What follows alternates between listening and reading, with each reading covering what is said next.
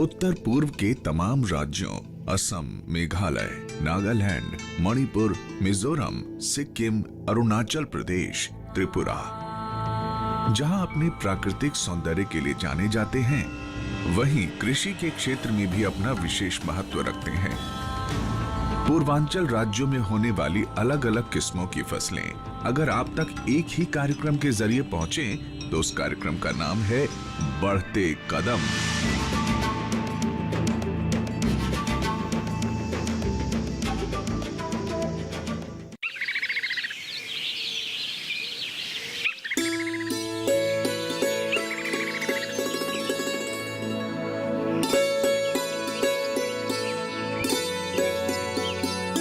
हरियाली और प्राकृतिक परिवेश से भरा असम मुख्य रूप से एक कृषि प्रधान राज्य है।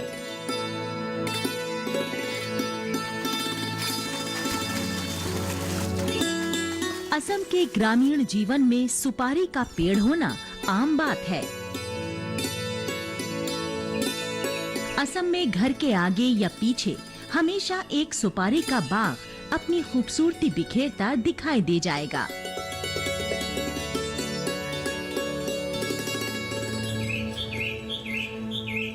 सुपारी असम के समाज का अभिन्न अंग है।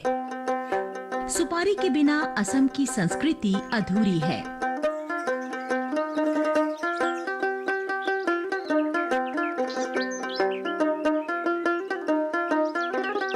एक बार लगाने के बाद इन सुपारी के पेड़ों से 25 से 30 सालों तक आमदनी कर सकते हैं।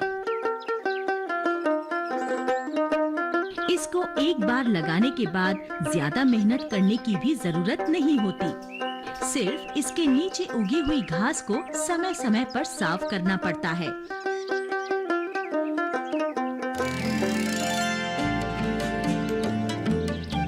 वर्तमान समय में वैज्ञानिक तकनीकों के साथ साथ भारतवर्ष के कृषि क्षेत्र में बहुत सी नई नई फसलों का उत्पादन हो रहा है।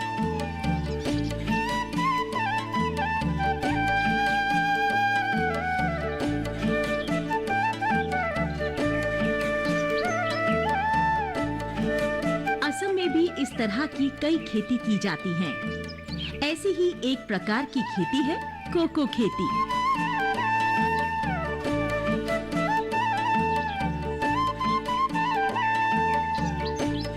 ये खेती कई साल पहले दक्षिण भारत के केरल, तमिलनाडु, कर्नाटक और आंध्र प्रदेश आदि जगह में भी की जाती थी।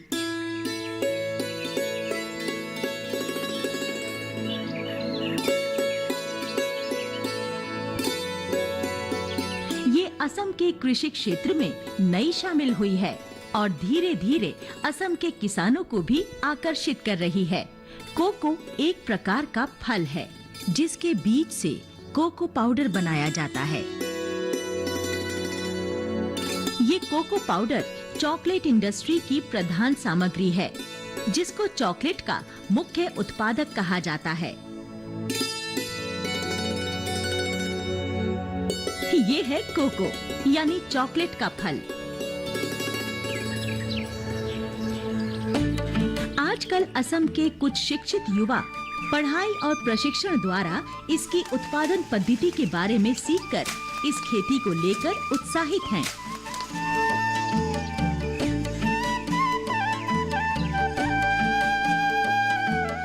ऐसे ही एक प्रोत्साहित युवा रौता के रहने वाले अमित बागलारी हैं। 2017 में कृषि विज्ञान केंद्र से उपयुक्त प्रशिक्षण लेकर 2018 से कोको खेती कर रहे हैं।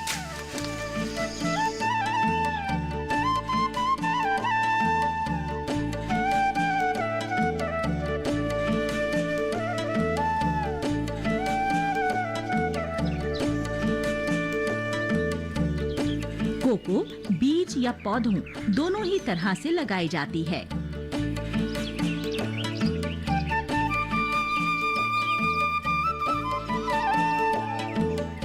इसको 2.75 मीटर के फासले पर लगाना होता है।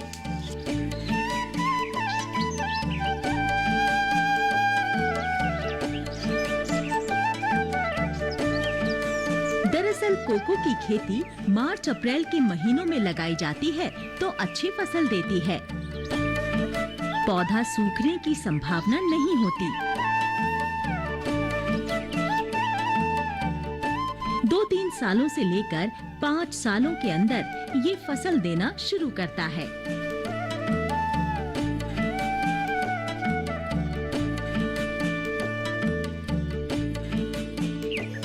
इसकी सबसे अच्छी बात यह है कि इसको लगाने के लिए अलग जमीन नहीं चाहिए। इसको अन्य पेड़ों के नीचे लगाया जा सकता है। असम के हर घर में सुपारी का बागीचा दिखाई देगा। इसकी इंटरक्रॉप खेती करें तो अच्छा होता है। कोको पेड़ को छापियारी पेड़ यानी शैडो लवर ट्री कहा जाता है।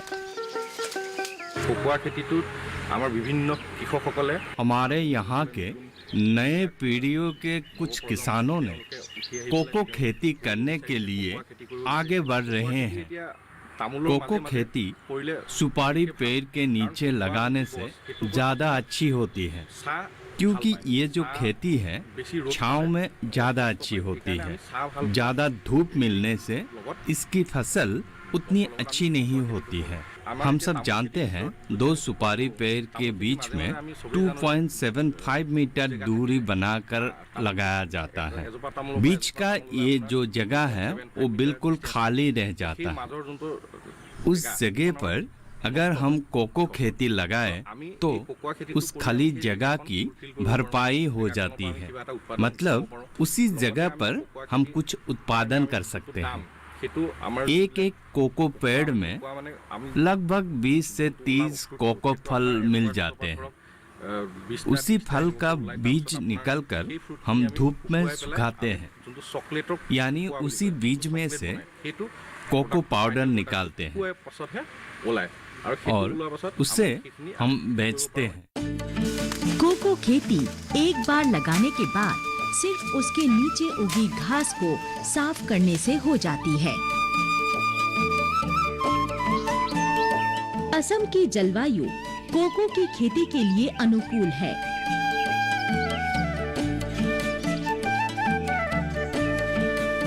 ये 2 साल के अंदर ही फसल देना शुरू कर देती है। फॉरेस्टीरो, क्रियोलो और ट्रिनिटेरियन आदि प्रकार की खेती असम के लिए उपयोगी है।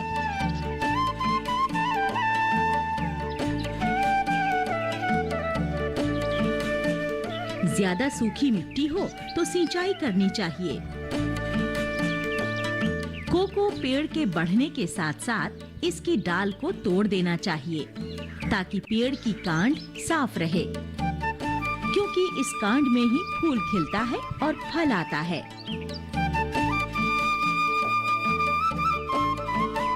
ज्यादा डाल होने से फसल कम उगती है, इसलिए किसान हमेशा सावधान रहते हैं।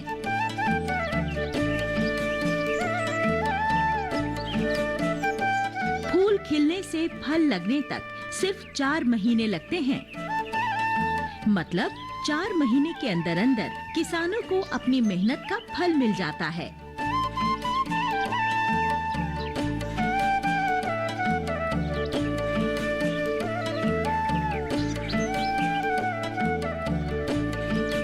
इसके बाद फिर से ये फल देना शुरू कर देता है।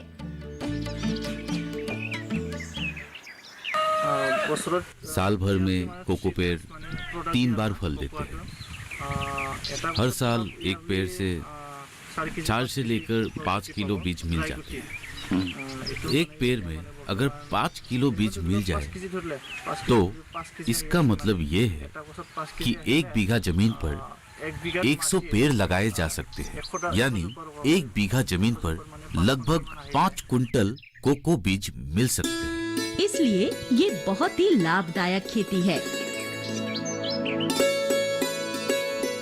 और सुपारी की तरह कोको भी एक बार लगने के बाद 25 से 30 साल तक फल देती रहती है। कोको एक बहुत ही अच्छी खेती है। इसे अंतर्वर्ती खेती के रूप में लगाई जाती है। इसे सुपारी पेड़ के नीचे लगाई जाती है और नारियल पेड़ के नीचे भी लगाई जा सकती है। ठीक उसी तरह ऑयल पंप के नीचे भी लगाई जा सकती है। असम की माटी कोको खेती के लिए बहुत ही उपयोगी माना जाता है। साल भर में सुपारी पेड़ एक बार उत्पादन देते हैं, वहीं कोको 3 बार उत्पादन देते हैं। प्रति बीघा कोको से साल भर में 1 लाख रुपए मिल जाती है और सुपारी का अलग, इसलिए कमाई दुगनी होती है।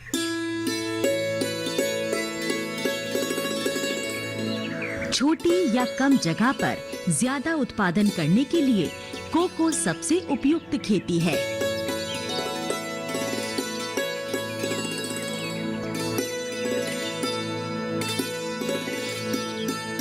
असम के बहुत सारे जिलों में इस खेती को लगाकर असम को कृषि के क्षेत्र में एक कदम और आगे ले जाने की कोशिश जारी है।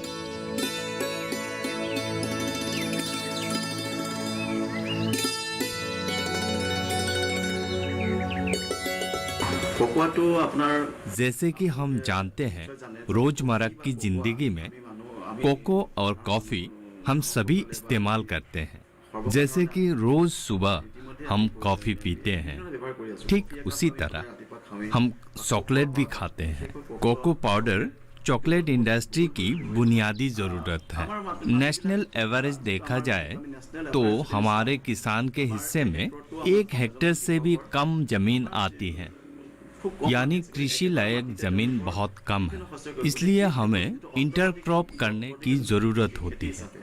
जैसे कि हम पहले सुपारी और नारियल पेड़ के बीच में अदरक, हल्दी और काली मिर्च लगाते थे, ठीक उसी तरह आजकल कोको खेती लगा सकते हैं, क्योंकि कोको पाउडर की बाजार भाव हमेशा ऊंची रहती है। हम सभी जानते हैं, हाई वैल्यू क्रॉप्स पर आजकल किसान ज्यादा ध्यान दे रहे हैं, यानी कि कम जमीन पर ज्यादा उत्पादन करना होता है। उस नजरिए से देखा जाए तो कोको एक बहुत ही लाभदायक खेती है।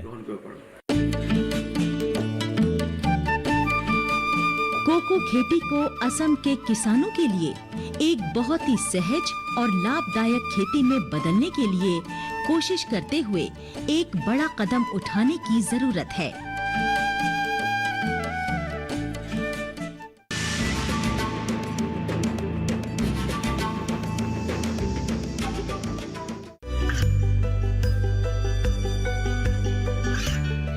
गांवों और पिछड़े क्षेत्रों में सरकारी योजनाओं की जानकारी पहुंचा।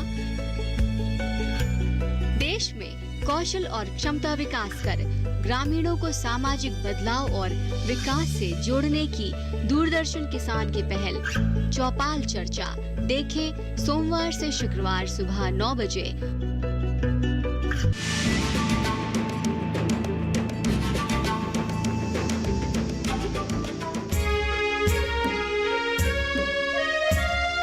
वर्ष के शुरू में धान की फसल काट लेने के बाद शेष महीनों में मणिपुर के किसानों के सामने हमेशा धन की समस्या बनी रहती थी। लेकिन अब यहाँ के किसान मुर्गी पालन, बत्तख पालन और सुअर पालन करके अपने रोजमर्रा के खर्चों को पूरा करने के लिए पर्याप्त आय कमा लेते हैं।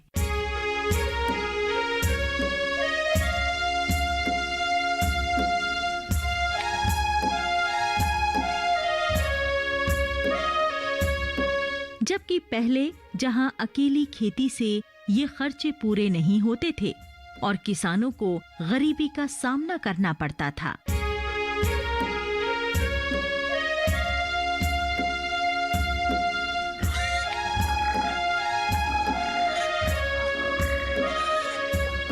मणिपुर के किसान मुर्गी, बत्तख या सुअर पालन में मौसम के अनुसार जो कुछ भी प्राकृतिक रूप से उपलब्ध होता है वही इन्हें खिलाते हैं। इन्हें समय पर फीड कराने से इनका स्वास्थ्य भी बढ़िया रहता है, जिससे किसानों को इन चूजों की आपूर्ति करने में कोई परेशानी नहीं होती और साथ ही अच्छी कीमत भी मिल जाती है।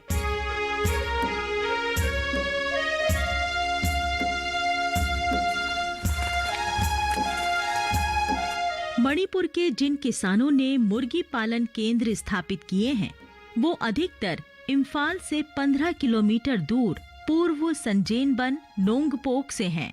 इन केंद्रों को लैंगेई कहा जाता है। इन केंद्रों से यहाँ के किसान अच्छी आमदनी प्राप्त कर रहे हैं।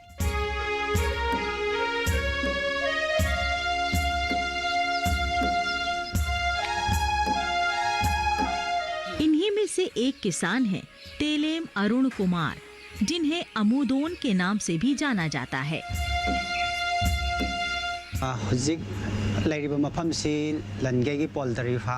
मैं लेनगेई पोल्ट्री फार्म के पास खड़ा हूँ। यहाँ 4 एक्सवेटर्स मशीनें लगाई गई हैं जो एक बार में 40,000 अंडे हैच कर सकती हैं। इस केंद्र से बहुत से लोगों को रोजगार मिला है, जिससे कई परिवार बिना किसी पर निर्भर हुए अच्छी तरह गुजारा कर पा रहे हैं। यहाँ कई प्रकार की मुर्गियाँ, बत्तखें और मुर्गे पाले जाते हैं, जिनमें जापानी क्वेल, टर्किश, गुने फाउल और भी कई प्रजातियां हैं।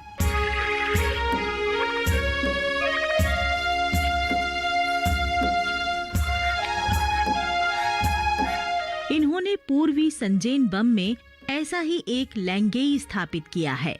ये अपने फार्म में कई तरह की मशीनों का प्रयोग कर रहे हैं, जिससे उत्पादकता में सुधार आया है। ऐसे ही एक है हैचर मशीन।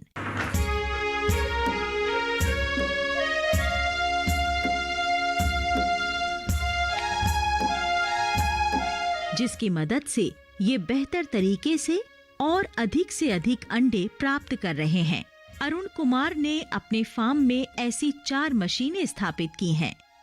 ये मशीन एक बार में 40,000 चूजों का उत्पादन कर सकती है। इस मशीन की मदद से अरुण कुमार के फार्म में प्रतिवर्ष लगभग 8,000 अंडे पैदा करने के साथ साथ इतने ही मुर्गी और बत्तख के बच्चे भी पैदा किए जा सकते हैं। अंडे देने में 27 दिन का समय लगता है।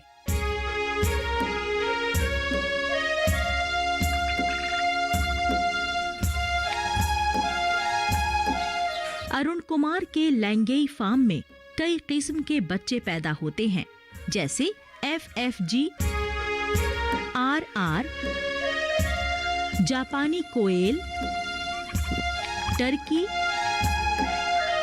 और गेनिए फाउल के लगभग 2,000 चूजों के साथ स्थानीय मुर्गी के चूजे भी।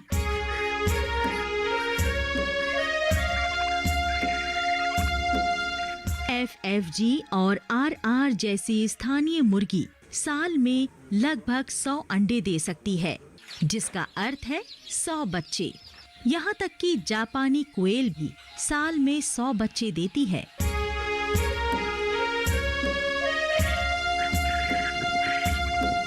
यहाँ बत्तख की विभिन्न नस्लें भी उपलब्ध हैं, जिनमें व्हाइट पेजिंग शामिल है। इनकी संख्या लगभग 1,000 है। इस प्रकार की बत्तख साल में 70 अंडे देती है। मणिपुर में एक और बत्तख पाई जाती है और वो है खाकी डक। यहाँ इनकी संख्या भी लगभग 1,000 है।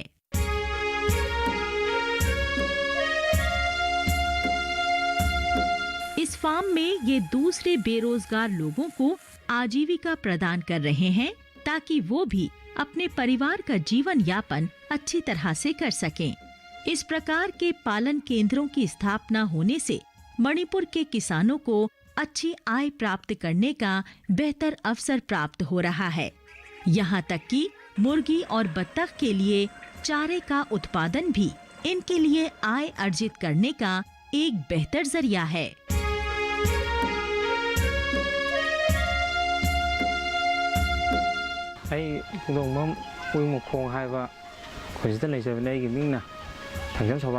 थकजम सुभा अपने फार्म में लगभग 1,000 बत्तख पाल रही हैं, जिनमें से 700 वयस्क हैं, बाकी बच्चे हैं। यहाँ इन्हें रासायनिक भोजन नहीं दिया जाता है। यहाँ जो सब्जियाँ स्थानीय रूप से मिलती हैं, उन्हें ही दिया जाता है।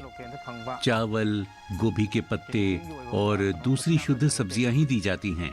जल्दी बड़ी होने वाली बत्तखें भी यहाँ मौजूद हैं। साल में 4 बार यहाँ अंडों की हैचिंग की जाती है। ब्रीड डक की मांग यहाँ बहुत अधिक है, जिसे पूरा कर पाना मुश्किल होता है।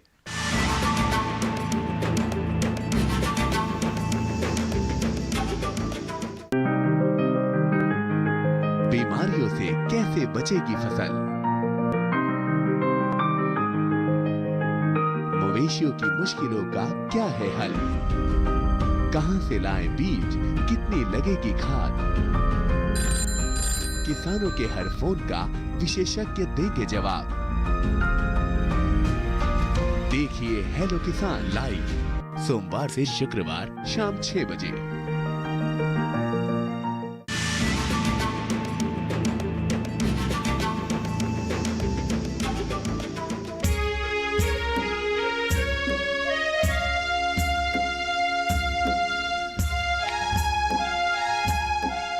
मणिपुर के किसान यहाँ न केवल मुर्गी या बत्तख पालन कर रहे हैं, बल्कि सुअर पालन भी कर रहे हैं।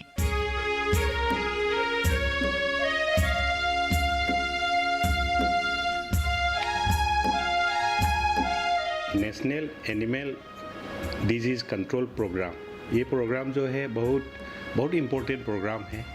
हमारा honourable prime minister Shri Narendra Modi ji ने पिछले साल 11 सितंबर में मथुरा से लॉन्च किया है। 2 इम्पोर्टेंट प्रोजेक्ट लॉन्च किया है। एक है national animal disease control programme और दूसरा है ये नेशनल आर्टिफिशियल इंसेमिनेशन प्रोग्राम। तो अभी हमारा मणिपुर स्टेट में 2020-21 के लिए इसी साल जो करेंट ईयर है, इसी में 2 इम्पोर्टेंट इकोनॉमिकली इम्पोर्टेंट बीमारी है। यहाँ हमारा किसान भाई लोग मणिपुर में तो ये हमारा लैंग्वेज में मचिन मरई मखोंग नावा ऐसा जानते हैं, और अंग्रेज़ी में इसको foot and the mouth disease ये इसका नाम है। और एक जूनोटिक डिजीज़, दूसरा डिजीज़ है वेरी इंपॉर्टेंट डिजीज़ ब्रुसेलोसिस। ये 2 डिजीज़ जो है, इसी बीमारी से ये केटल, गाय, बफेलोज, शिप, गोट, पिग्स वो इसी से सफ़र करते हैं।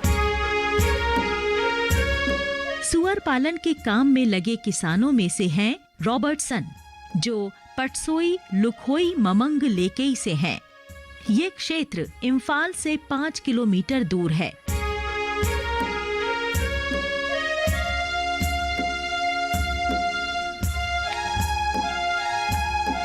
और ऐसे ही कैथेल लकपम पीपी और कैथेल लकपम गीता हैं, जो सागोल से हैं।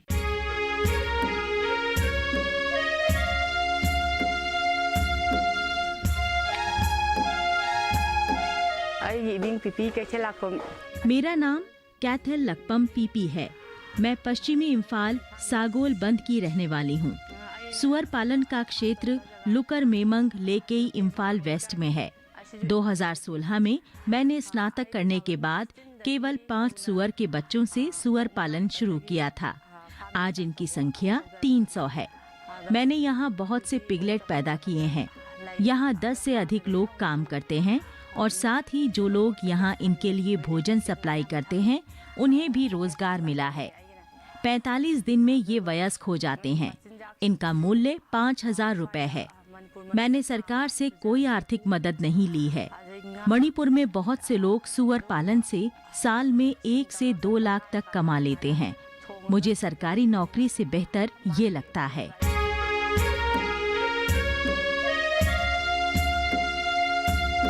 लाइवस्टॉक मिशन का नाम आप लोगों ने भी सुना होगा। ये नेशनल लाइवस्टॉक मिशन की ये very important poverty alleviation programme है, ये नेशनल लाइवस्टॉक मिशन। तो बाय 2022 में हमारा फार्मर्स का इनकम डबल करने की टारगेट में हम लोग ने ये बेनिफिशियरी ओरिएंटेड स्कीम्स हम लोग टेकअप कर रहा है। इसी के अंदर में इस साल ये पिगरी, पोल्ट्री और गोत्री उसी में ये उसका बेनिफिशियरी हम सब डिस्ट्रिक्ट से बेनिफिशियरी सिलेक्शन हो जाएगा। इनके फार्म में 10 लोग काम करते हैं जो सुअर पालन केंद्र में सुअरों की देखभाल करते हैं।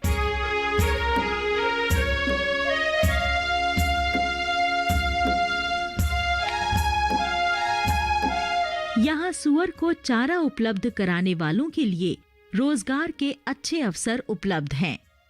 कैथल लकपम पीपी ने 2016 में 16 साल की उम्र में सुअर पालन का काम शुरू किया था और इन 5 वर्षों में इन्होंने लगभग 500 पिगलेट्स को पालकर बड़ा किया है।